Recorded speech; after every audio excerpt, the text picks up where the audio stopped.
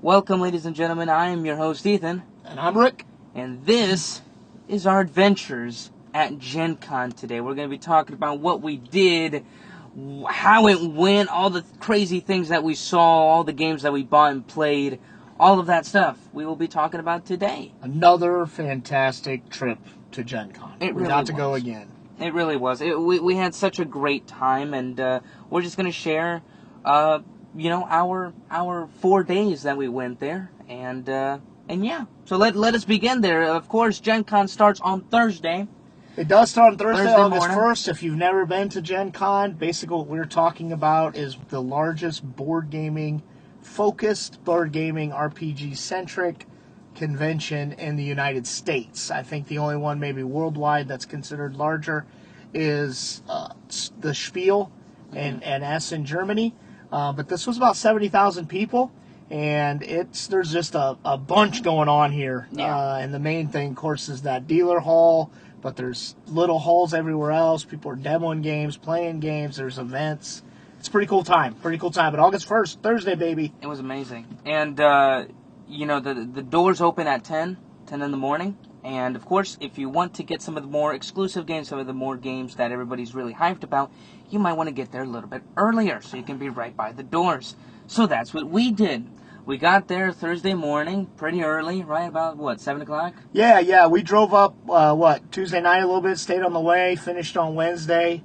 Played a game in the hotel Wednesday night. Yep, we were up bright and early about 7. I'd say you're right, 7 o'clock. 7 o'clock. 7 o'clock we pulled in, I think, to Indianapolis, downtown at the Indianapolis Convention Center. Yeah, and we got there, and, we kind of chilled. We played Western Legends Showdown. We played that one-on-one card game there that I actually got last GenCon 2023. That was really neat.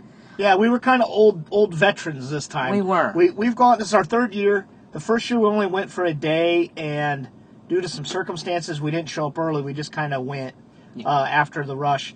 The second time we went for the whole convention, and that was the Lorcana that we talked about last year. Extravaganza. The Lorcana, extravaganza is the way to put it. I've never seen anything craziness like that. There was definitely nothing like that this year, but we knew which door we wanted. Yes. We knew where to go. It was great. Yeah, and we went down to that main hallway where everyone's at, basically. We went down all the way to the right. There's a couple of doors there. We wanted to go there because DeVere is right there. You walk out through the door, and you go straight, you take a left, and there's the DeVere stand. DeVere, by the way, is the publishers that have made Rockhard 1977 and Cities, the two biggest games out there that, everybody was really excited about. Even we were. So we're there waiting. It's about, maybe 8 o'clock? 9 o'clock? I'd say it's about 8:30 or 9, probably closer to 9:15, because we were sitting there playing, and it was really spread out. It was really chill. A lot of people were just kind of sitting around. There wasn't really a line kind of yet. In fact, people showed up after us, kind of scooted up past us, but then, about 9 o'clock, we kind of picked up our game, and everybody kind of started still sitting down, but inching up towards the door, starting formulating a line, and I'd say about 9:15, we had a lot of people behind us. And a lot of people in front of us. Yeah. And then we were gonna. DeVere was the first on the list. That's where we wanted to get Rockhard and Cities, like you said. Yeah. And Rockhard's a game. It's basically like you're a rock band in the 70s. We talked about it on a preview. I think you did. But you're playing as kind of up and coming musicians. You're working a job. You're playing nightclubs. So we were really excited about that. It was really exciting. And then what happened? Well, here's what happened. We were standing in line, and the next thing you know, we see this guy come in with a bag of DeVere, and inside he took out a game, and it was Rockhard 1977. Before the doors opened, he already purchased it. And then Cities. And Cities. And then next to us was another person that came in. Well, we looked and we're like, wait a minute, they're selling this stuff already? Wait, the doors aren't even open. Is this right? And then next thing you know, we asked the guy. He's like, yeah, they have a little room in the back. There's a couple of rooms in the lobby, or in that hallway where it's just extra stuff that publishers put out there, just different things. Yeah, it's a convention center. So you have this giant expo hall, but there's meeting rooms all over the place, and companies rent these out, and then it's just their stuff in there. And then Supposedly DeVere did that. DeVere had their own room, and it's like, Ethan, go. I'm like, I just sent you, just go. So I went down. I went down. I gotta tell you what happened. Can you tell me exactly what happened? Well, here's what happened. The guy only gave me 2 things. He said, it's down the hall on the left. So I'm like, okay, well. And that's a long hall. And it's a long hall. With a lot of turns. And remember, too, this is almost 10 o'clock. So everybody's here now. Thousands and thousands of people are in this hall, in this hallway. Just this one little strip of hallways. And, well, I'm there. I start charging down. I'm like, yep, nope, this is crazy. They're already selling the game without even the doors opening. I'm running. I'm going. I don't know where the DeVere stand is, and I still charge. And I'm like this whole time, like, oh man, they're going to open the main doors. Yeah. Because then you have to go. And I got to go, and you didn't have your phone. That's right. We couldn't communicate. So it's like, how are we going to communicate, and what are we going to do? So I go down, and I finally find the DeVere thing. But now I notice that the line was just, it was a lot. The line was really long. It was really neat how they had it. It was almost like a stand was already there. And it looked like if like somebody was going to play a song or something. It looked really neat, their stand. So I go in, huge line, I go there. Then there's a guy that keeps announcing how many copies they have left. There's this lady in front of us who was going to buy the copy. She's with a group of friends. They're each going to buy their own copy of the game, obviously, right, to make things harder on me. And she starts counting. She goes out of the line, saves her space there, goes out, starts counting the people. She's like, oh, crap, we're barely going to get it. And it says it stops right here. It's like where I'm at. So now I'm thinking to myself, well, crap, now I'm not going to be able to get the game.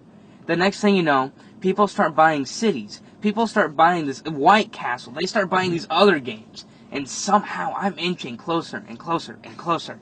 And I'm just nervous. I'm like, I don't know what's going to happen. And I want to applaud you, because the problem I had was not only did I know if I was going to lose you, it's like, do I run to the DeVere booth and buy it? That's right. What if you end up getting it? Exactly. Or do I not go to the DeVere booth? Because the DeVere booth was going to have some. Yeah. And I was like, or do I not go to the DeVere booth and have it? So I was kind of stuck, like, what do I do? Or because we had a couple other games on the list. Our number 1 was DeVere. Number 2 was Pirates of Maracaibo.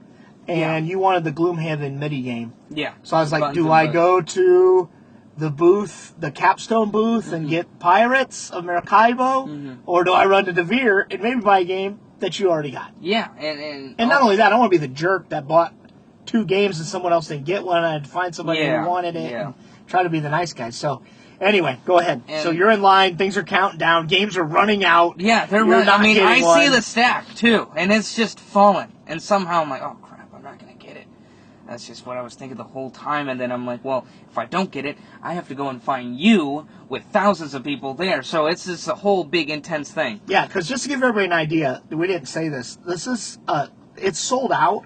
And not everybody goes the minute it opens the first day. But it's 70,000 badges are sold to this event. 70,000. So it is a small city that's in this convention center buying games. Absolutely. So sorry, I want to give an idea of what you're seeing. Like what you're saying to try and find me is 1 out of 70,000. Yeah. It's crazy. Absolutely. And I'm just there in line, and finally it's my turn. And then they had 3 more copies. I was the third, and they only sold, just so you know, 100 copies in that little section there, and 100 more copies out in the stand in the actual hall per day. Per day. So I somehow was able to get the 4th last copy of this game, and I was so excited. I was so thrilled, and I even got cities. There was cities still available out there. So I was so happy. I come in, I'm like, oh yeah, here, give me both of the games. I saw it out there. There was a lot of people getting ready to play it, play test it, whatever it may be. About that time, my phone dings, and the credit card tells me absolutely I got the games. I was like, yeah! Absolutely. So I get it. I'm so excited. I start looking at it. They give me a promo of the actual designer, because obviously she was a bass player for the Runaways, which was a popular band back then in the 80s. Back then, I'm right? old. And, Jackie Brown? No, it's not Jackie Brown. It's Jackie Fox. Jackie Fox. Jackie Fox. Thank you. I hope so. I'm sorry if it's not. I think it's Jackie Fox, though. And they gave you a promo for that, which was really neat. You can actually play as Jackie Fox in the game with their own little ability. They also gave you for cities. Every city has like three different things, but the promo that they has like 3 different like ways to get more points, and they gave you an Indianapolis and Essen board, so that was really neat. Obviously, cool promo, really cool promo to play with, and just more things to replay with the game. Obviously, that's what you want in a board game. So I was really excited. I come down, I start charging, trying to find you, and you made it back. I finally made it before the doors open. Before the doors open, you're trying to kind of politely nudge your way through. People looking at you funny, think if you're cutting in line. And no. And you made it back. You had the game. So yeah, I was so excited. Probably about 20 minutes later, the doors opened up, and I'm not one of these guys that can just run. There's people that are running to these booths, which I think is just insane and ridiculous. But we decided, hey, you know what? We had the map. We knew where we wanted to go. We split up at this point. You wanted to go to I wanted to go the Cephalofair booth, which is the Sellers of Gloomhaven. You wanted to pick up the mini Gloomhaven Button and Bugs game, which is basically Gloomhaven that you can play on the side of a postcard. I went to Capstone Games and wanted to buy Pirates of Maracaibo. This was a game. It's kind of like the next iteration of Maracaibo. So Maracaibo is a game you're sailing through the Caribbean. It's kind of a rondel because you're sailing around an island. This game, you're actually as a pirate. You're also kind of going a rondel on an island, but you're also exploring and sailing through the Caribbean Sea, and you can do all nice, cool piratey things. So, it was really neat. Yeah, it was pretty cool. So it looks really neat. That was one we haven't really got a chance to get to the table. So you went there, and there was a pretty big line for it. It wrapped around the entire stand. It was intense. I went to the Gloomhaven place, and I saw that they had Buttons and Bugs. They had a whole tower full of it. It was just really, really neat how they structured it. And I got 2 copies, and next thing you know, I get my copy. I get it. It was awesome. I get some promos and things like that. I head back. Later throughout the day, I look back, and, we're discussing. We're like, well, maybe, Gloomhaven, Buttons and Bugs, well, that's probably not a game we should have ran to first. I look over there 3 or 4 hours later, and they're all gone. Yeah, so I was fortunate to get a copy of that, too. And thankfully, we also got a copy of Pirates of Maracaibo because we also had... that was also selling out pretty quickly as well. So and that's part of the fun, right? I mean, these games, a lot of them will be available. Some of them later in the month, some of them later in the year. But it is kind of fun to go and get them first. Yeah. At that point, we kind of got the top of our list kind of games.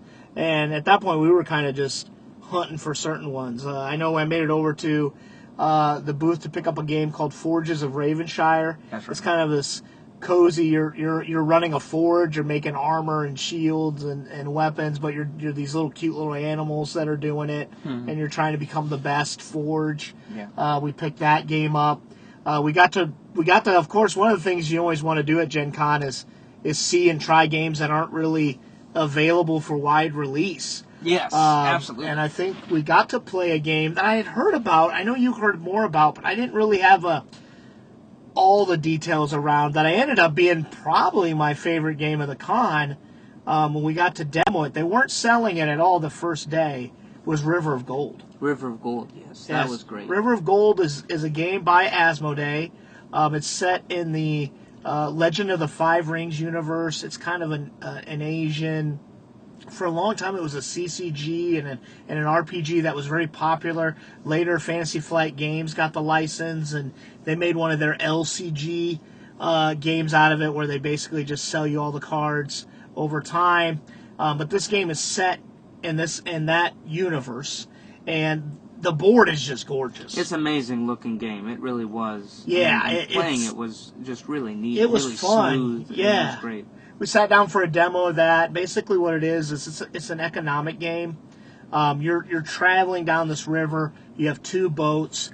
You can, as you go down the river, all the ports that touch the space you're on, you get any of the what they offer there, but you can start buying the ports basically and making them, adding tiles to them to make them better, so that when people land there, you get the items as well. You get a benefit as well as the ship that landed there gets a benefit, and you're trying to also meet different lords and things, what they want to give you more bonus points. You can upgrade a ship.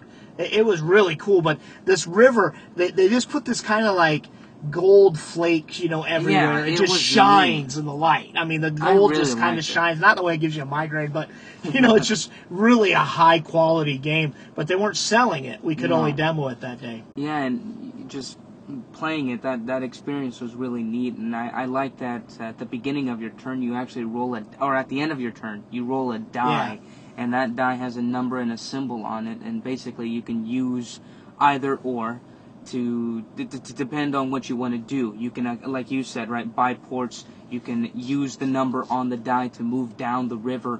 You could also, if you wanted to, use the symbol, I believe, of the die to that's how you deliver something. To deliver. That's right, because you're doing delivery of items and goods that you're picking up. So you're getting money and goods. That's right. Yeah, and these cards also give you special abilities, special upgrades, and even winning conditions as well at the end of the game, so you can get more coins and points. The game was actually really, really fun, and we were fortunate to get ARCs before GenCon, so we don't necessarily, we don't use ARCs as the best game at GenCon, because in my opinion it would be, but since River of Gold, we got that at actual GenCon, because we saw that they only sell 100 copies of the game on Saturday? Was it? Yeah, Friday? Yeah, they didn't have it. They were going to sell 100 games Saturday. That's it. That were or you could pre-order it. Yeah. And they would ship it free to your house, which was cool. But if you wanted the game at the con, it was just Friday. Friday. Right. Friday at 11. It's that second day, but you always think it's Friday, Saturday, Sunday, but it's Thursday and then Friday. Yes, that's right. So we were able to get there early enough you got in line. It was crazy because they only had 100 copies. For the entire con, they only had 100 copies. It's not like they sold it on Saturday, Sunday, and then that's it. No.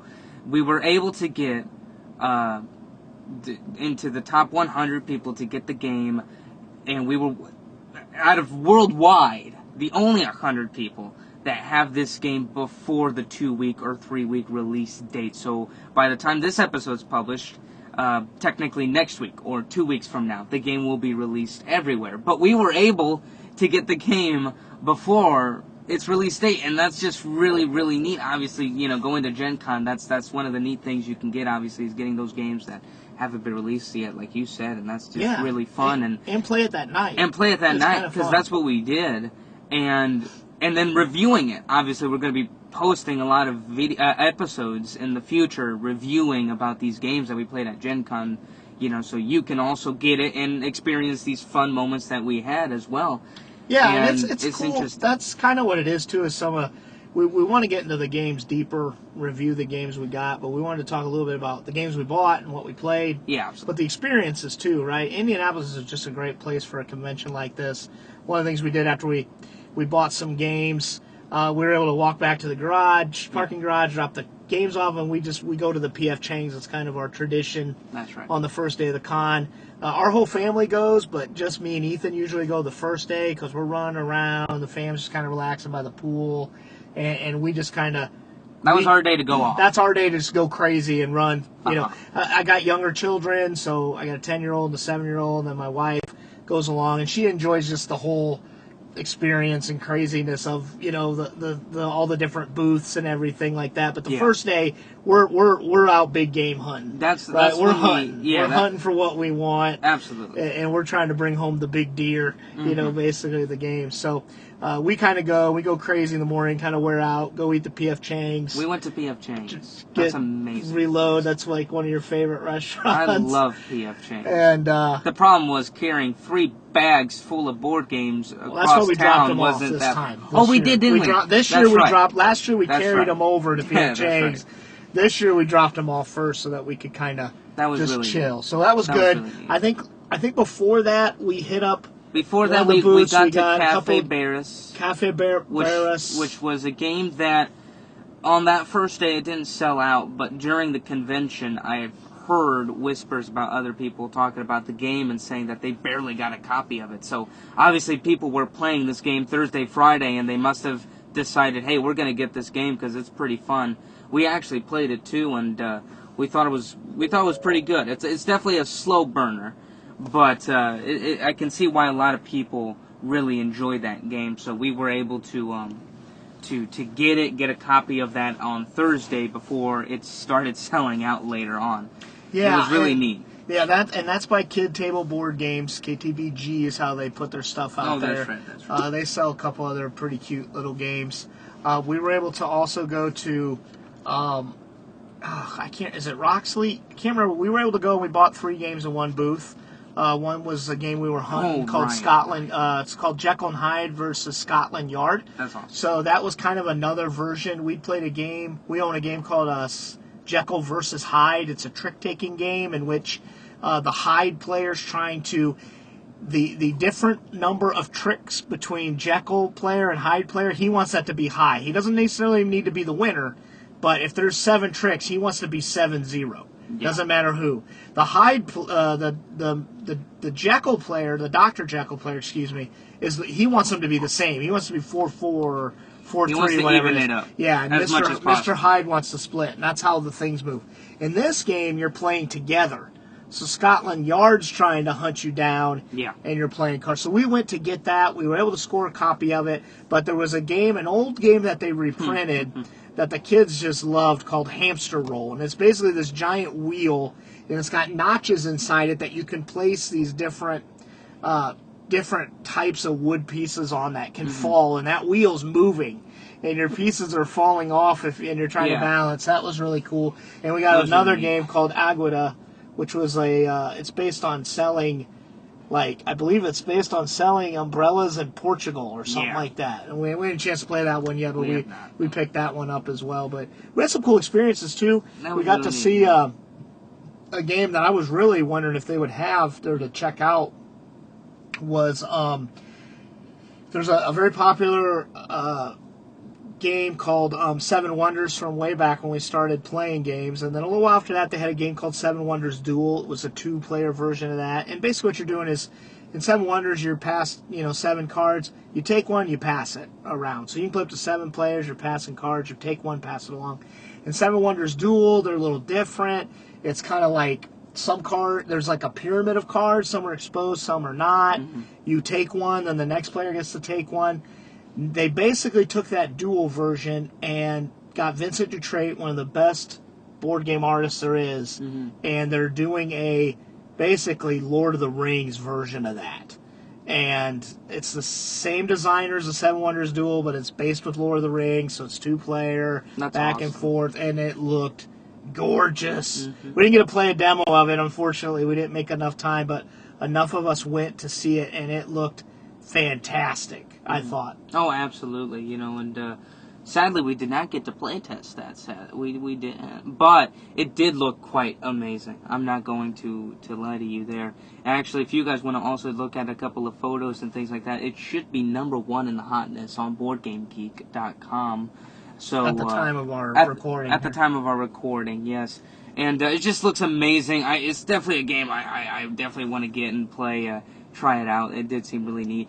Actually, right across from the Lord of the Rings duel game, or Seven Wonders Duel, Lord of the Rings edition, I guess you could say, was Star Wars Mandalorian Adventures as well, which was a game that we did not get on Thursday, but we did get on a later day. Yeah, I did demo it on Friday. You did demo it, that's right. And we did pick it up Friday as well. That's right. And right about probably diagonal from where that stand was, there was the CMON booth as well. We were actually able to see DC Superheroes United on a display case. That's we right. saw some of the cards, some of the locations. We saw the miniatures. The box itself is just worth getting. It's so good looking, and the miniature, the Batman statue, Superman statue is just amazing. I loved it all. Actually, in the Asmodee, because Asmodee and CMON kind of teamed up this time, and CMON was actually selling their Marvel Multiverse core box there, which is the new set, the new core box that's coming out. They were selling it there at the Asmodee stand. I was so tempted to buy one, but I knew that if I just wait 2 weeks from now, or 1 week or whatever, I'll have it at the doorstep. So I just have to wait patiently. Thankfully, I didn't do the foolish decision and get it right there. But man, it was something so cool looking. I got to see a lot of the cards and stuff, and obviously, you know, that game is one of my favorite games ever. And just seeing some of the art, the gameplay, I believe they had, I don't know if it was Dr. Doom. Oh, no, they had, the Cosmic Ghost Rider as the villain, and he looked really neat, and it was just so cool. All of these different characters, and just seeing that at the table was just something awesome. It made me want to play it, basically. Yeah, so Thursday, that's kind of how we wrapped up. We had a lot of games. Me and you stayed almost till close of the exhibit hall. I think we started coming back. We headed home. We were able to show the fam the games. We headed to the hotel we've been staying at, because you just can't. At GenCon, you got to sign up for the hotel lottery. It's very hard to get a hotel that's close with that many people there. So we've stayed one kind of on the northern side of Indianapolis, but it's got a really nice big common area where we can play board games. That's right. And we played, Hamster Roll. We played Cities. We bought a game called Landmarks. That was pretty awesome. I'm sure we'll review. We played a lot of different games. With the fam. That was fun. And we'll do a deeper dive and review on those games. That kind of takes us to Friday. So Friday was the day we wanted to go back. We wanted to get there a little early so we could get River of Gold. The whole fam came that time. I think we were kind of bought less and less games, but we were just kind of experiencing it more and more. So we got down there early. You were able to get in line for River of Gold, got that picked up. We were able to play some demos with my middle son, and we were able to play like things that we have at home that he's never played. It just looks gorgeous, like Star Wars Legion. We were able to do and play a demo of that. He really got into that. That's right. And we were able to do really a lot of these different games at that point. Really a day that we bought a lot of games. We did buy a couple games for the kids that they picked out that they really liked. That's right. What was the game with the sword fighting? That's from the guys that make Exploding Kittens. Oh, yeah, right. Fighting with a sword or something weird. I think you and Luke got to demo the Halo miniatures game that you thought was pretty neat. That was actually really neat. Everything's self-contained. The terrain, it's got this nice kind of printed cardboard terrain. They were selling that there. The gameplay was really easy to understand and stuff like that, and just playing the base game with the mat and things, it was really neat. My brother, he understood it really well. He really enjoyed it. He liked the different kind of characters, and you were only playing like a 2 against 2 with miniatures. You can actually play with 4 against 4 with different types of weapons scattered all over the place, and you're moving, buildings are there, you can get on top, you can hide, all these crazy things, and it was really, really neat. I understood it really well, and for a game like that, like a miniatures game where you don't have to glue any of the pieces, it was really neat. It was, I obviously we play Marvel Crisis Protocol, we play Star Wars Shatterpoint, those kind of miniature games. Halo miniature game, we didn't get it because we love the other miniature games. We'd rather play the other ones.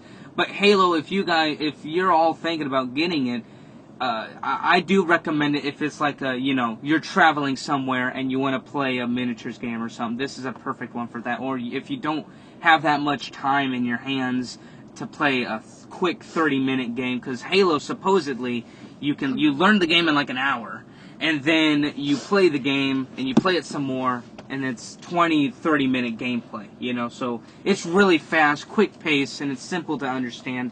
I can see why this game might be something big. It's kind of neat, too. Didn't you say that, like, the board where you play on the one side, it's a paper board already laid out. So it's also got, like, everything you need to play. It has printed on that, like everything. the starter game. Yes, and I talked to one of the... not the designer of the game, but one of the heads of the studios, and they said that they had I believe it was a 5-year plan, something like that, for the game. So obviously this game is going to get a lot of support, more miniatures and things like that. I did hear something that those Spartan little Spartan. The Spartans. The Spartans, they have that like their vehicles. The vehicles. Yeah. There you go. They have that. Supposedly they're going to do something like that here. And the next couple of months or years or something like that. So it's going to be very interesting to keep an eye on. We had a lot of fun with that. Yeah, I think probably the only really big thing we did, I would say big thing, we got to walk around. The fam hadn't been there yet, so we kind of got to walk around everywhere. We got most of our games on Friday. We got River of Gold, like we said. Yeah. We kind of got to walk around and just take our time. And I want to get into a couple of experience things about GenCon that were neat, that the family really liked. But before that, we did head up to the Marvel Multiverse RPG. We're not a big RPG family so far. We've never really ever done an RPG, and what I'm talking about is like, role-playing games with the books, and you're making an adventure, and we kind of went all in. We have the Marvel Multiverse core rule book we've had for a little while. You're going to run a campaign, but they had a little mini campaign, a Daredevil campaign there, and then they had all the expansions. They just released at Gen Con the new X-Men expansion. Yep. That has more of the X-Men characters and source material for you. We ended up getting all that, right? So we brought that home as well. And then one other thing I'll mention is, so outside of kind of the exhibit hall, and you go down towards the south side of Indianapolis towards the football stadium. So all this stuff's downtown. There is just it's like food truck alley. There's like 50 food trucks. We stayed one night in Columbus on the way here. We passed a food truck that was on the way. I mean, they come from everywhere. Everywhere. So we got to experience that. One of the breweries in Indianapolis, Sun King Brewery, they always do a beer of the con. They brew a special beer for the con. They had one called, this year's was Cinnamon Roll for Initiative beer. I got to try that. It was really good. And inside the football stadium, we didn't go in there, but there's a lot of tables to play games, and there's other exhibits that are huge. So just to give you an idea of what Gen Con offers, they call it the block party. There's just all these food trucks. Mm-hmm. They have some famous restaurants in Indianapolis. They set up permanent booths there. It's really cool time, and we kind of just did that on our way back through. When you're kind of walking through there, there's a row of just pinball games. And they're all set up online, and you can play any of these pinball games, and they track your score. And if you are the winner, if you have the highest score over Gen Con for that pinball game, you get a trophy that they give you at the end of the convention. That's pretty cool. That's really neat. There was more like donut stands and stuff back there. Mm-hmm. The kids got to see. There's another thing that Gen Con always does called Card Hala. So people just bring all these extra magic cards or just basically CGG cards, and people build these giant card castles, and towers. It's really neat. And then at the end of Gen Con, they auction off who gets to flick pennies and quarters at it first, and then anybody can flick it. And then they collect all that change and they donate it to a charity. It's pretty cool. They always do a giant balloon exhibit. Yeah, and this year was it was sponsored by the people that did the Gnome Hollow game, so it was these giant gnome balloons, and they always pop that on Sunday. That was really so we got to kind of chill out and kind of see some of that. We ran into some of our designers that we like. We saw Eric Lang. We saw, at least I saw Eric Lang. We saw Isaac Childress, who does Gloomhaven. We got to take a picture with Tom Vassell, who does Dice Tower. Meet some of those folks. So it was a good time. Did you mention the River of Gold autograph? Oh, I did not. Yeah, you bought River of Gold. I bought River of Gold, and you guys were looking at some other games over there with the younger ones there, and there was an autograph stand right next to it that said that the designer of River Gold was going to be there in like 10 minutes. So I'm like, oh, cool. You guys were trying out Legion, Star Wars Legion. That's right. And or waiting there or whatever, and I was just there waiting, and I actually got to sign the copy for him there, and he said it, to Ethan, and he wrote his name. I was able to get it at the cover of River of Gold, and also the rule book for it. So there you go, double stamped it right there. He was a really neat guy, really enjoyed it. You can definitely tell that. I don't know if is he a first-time designer? I don't know if he's a first-time designer or if this. I think this game is one of his bigger, Yeah, I think he works for Asmodee, so he might have been partnered up with somebody, but definitely. But you could tell he was really good. You could tell he was definitely excited. You can also tell he was definitely kind of new to this sort of autograph thing. So obviously this game is going to be a huge hit for him. And congratulations to him. He made a really fantastic game, which, in my opinion, was the game of the con as well. I really did enjoy it a lot. Yeah, a couple other things. We saw Matt Leacock, who designed Pandemic. Right. He's got a new game out called Daybreak. That's really cool. Another cool experience we had is Catan had these folks walking around with these giant, they were dressed up as Catanians, I guess, and they had these giant hats with, either wood or whatever, and they would give you, whatever they had, they would give you pins for your badge, for your lanyard, for your badge. That's right. So, we would get 5 stone pins and 5 wood pins, and if you could then go trade.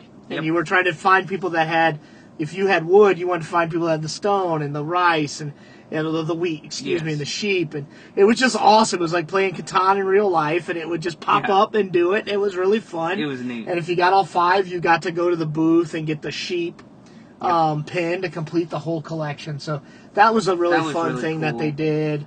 I went to the Studio H booth there. Well, the booth shared with 9 other smaller publishing companies there. Studio H booth had the Middle Ages game, which is a game that I talked about at the GenCon preview, and it was really neat. It was I awesome, saw actually. You stole that, yeah. They had a couple of copies left. I was able to get one. The first day, it actually sold out towards the end of the day there. But on Saturday or Sunday, one of those days, I was actually fortunate enough to get a copy of that. Also, just a little quick note, too, how exciting it was, how interesting it was, too, is that while I was in line, the Sky Team Spiel des Jahres won the Spiel des Jahres, right? The biggest award, prestigious award that Sky Team, the board game that can win. Sky Team, the board game, won that. And I was surprised how well they did in sales, because at GenCon, the game's already been out for a year. We already have the game. Amazing game. Really, really neat. It really is. It is great. And next thing you know, this game that's already been out for a while is selling out at their booth. So that was just really cool, to see how much, winning an award can really boost up your sales. Sales and sales there really boost up the momentum of that game.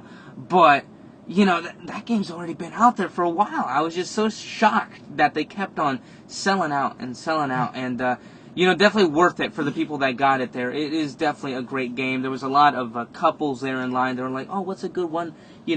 A cooperative game for us too. There's not a lot of 2-player games out there, and or that are good 2-player games. And Sky Team is one of the most perfect ones you can play with a 2-player game. It's only a 2-player game. Fantastic cooperative game, and a lot of couples were intrigued by the theme and intrigued by, hey, wait a minute, this just won the biggest award. It's the biggest game in any country that it's been sold out, and they got it. So I thought that was just a really neat point there.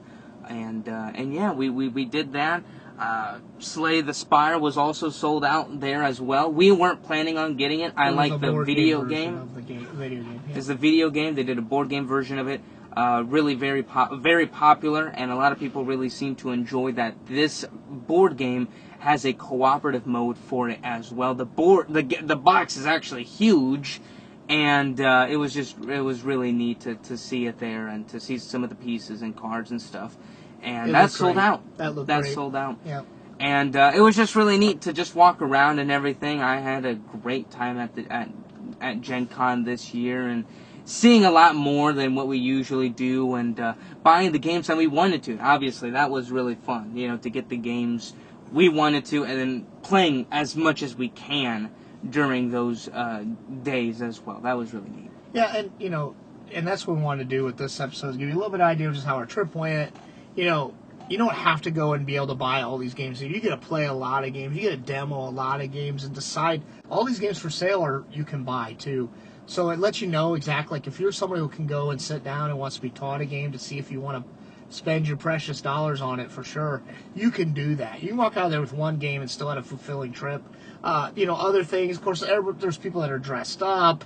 they're out for promos. We were able to get the new Lorcana pin, celebrating the first anniversary. We were able to get a special promo card for the Star Wars Unlimited card game, a Grogu special art version of that, which was fun. So you just have a good time. They pop up with all this music groups playing and one-off guys playing a minstrel. It's just stuff everywhere. So Indianapolis does a good job with it. They're contracted to have it through 2030 in Indianapolis still. So we're originally from Indiana, which is, so it's a way for us to get back home too, and we're kind of familiar with the city. So all in all, that was a good trip. It was very fun, and obviously we have a lot of the biggest hit games. We own them now, so we're going to be knocking through them and trying to review them as fast as possible. And yeah, we're just going to have plenty of fun with that and try to give you the best idea to see what is the best game for you all to play out there. Anyway, with that, ladies and gentlemen, we had a fantastic time at GenCon. If you did too, tell us down below in the comments section. Tell us one of the most anticipated games you want at GenCon as well. And with that, we'll see you all on the next one. Take care, everybody. Please don't forget, I forgot to mention, don't forget to subscribe and like today's episode and podcast so you don't miss out on any of the future reviews that we will be doing about the games at GenCon. Now, with that, officially, we will see you on the next one. I am your host, Ethan. I'm Rick. And this is Roster United. Take care. Adios.